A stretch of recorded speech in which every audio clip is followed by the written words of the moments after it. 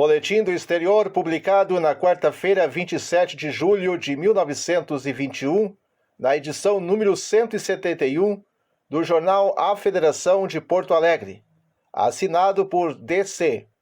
A Espanha em Marrocos, a situação de Melilla no território ocupado, a guarnição militar em face das tribos selvagens do interior, as vantagens que advêm à Espanha da posse desse trecho da África, os perigos a que estão sujeitas as tropas espanholas, as diversas insurreições, a rebelião atual, suicídio ou morte do general Silvestre, os acontecimentos que se estão desenrolando. A Espanha, como se sabe, possui em Marrocos apenas uma estreita faixa de terras em forma de península sobre o Mediterrâneo, ocupada por destacamentos militares disseminados pelo território litoral.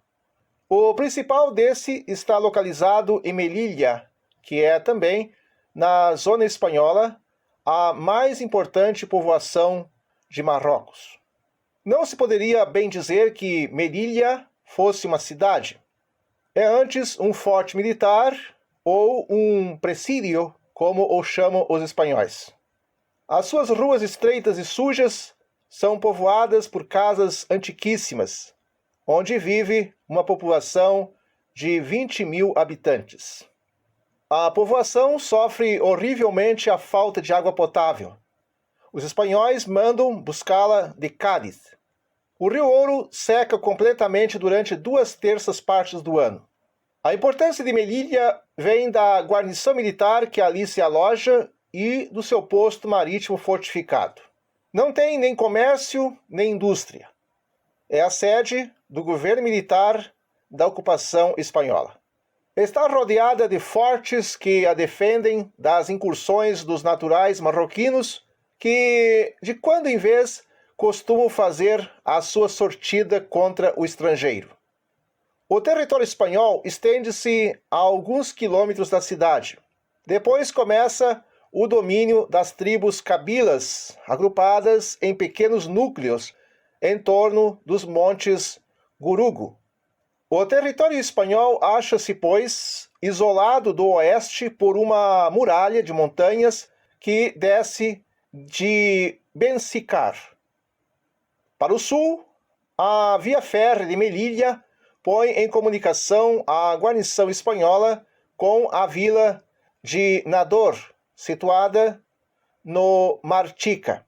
Desse ponto sai uma bifurcação ferroviária para as minas de ferro de Boucafer e as jazidas de chumbo de Afra.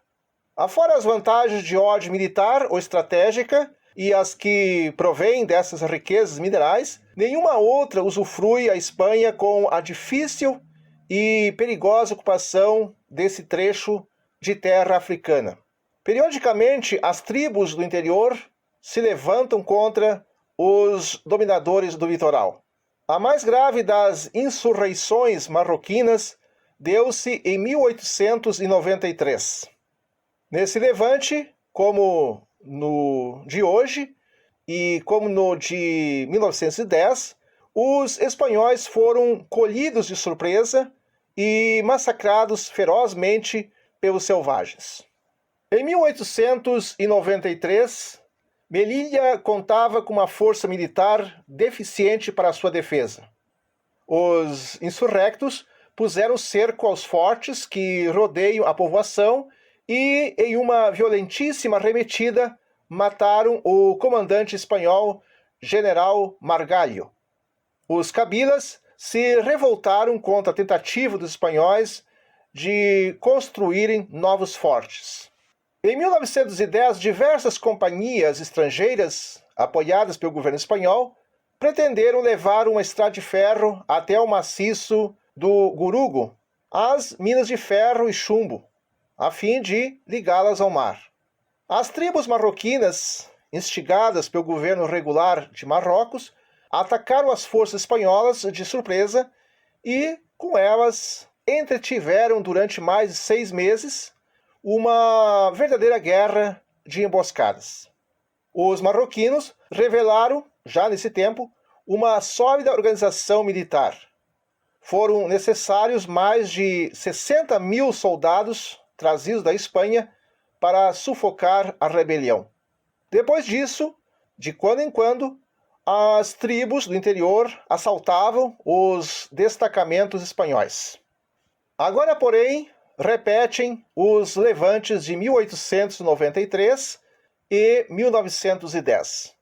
Com a mesma violência inesperada daquelas outras vezes, os cabilas investem contra as fortificações externas de Melilla, constituídas pelos fortes de Rostro Gordo e Cabreiras Altas, ao norte, Cabreiras Baixas, Trojana e Sidi Gauriax ao oeste, Mesquita, Camellos e São Lourenço ao sul. Os espanhóis iniciaram há pouco a dilatação do seu domínio territorial nessa região. Foi certamente esse o motivo determinante das atuais hostilidades que lhes fazem os cabilas de Rif. Os telegramas são ainda confusos sobre os primeiros encontros entre as forças inimigas. Está, porém, confirmado que o general Silvestre suicidou-se quando, à frente de um pequeno destacamento de forças espanholas, se viu cercado e intimado a render-se pelos indígenas rebeldes. Os combates entre espanhóis e indígenas prosseguem, tendo os rebeldes recebido importantes reforços. As tropas espanholas, quer as peninsulares, quer as coloniais fiéis, opõem formidavelmente resistência. Assumiu o comando das forças espanholas o general Navarro.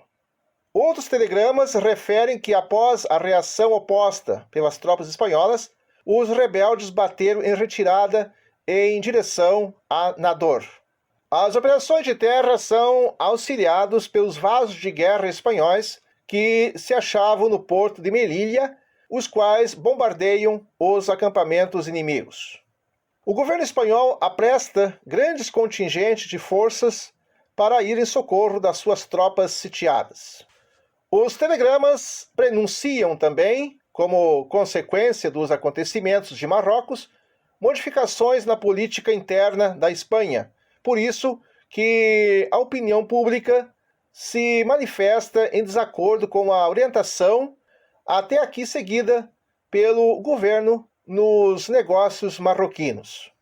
Este boletim foi publicado em 27 de julho de 1921 no extinto jornal A Federação de Porto Alegre.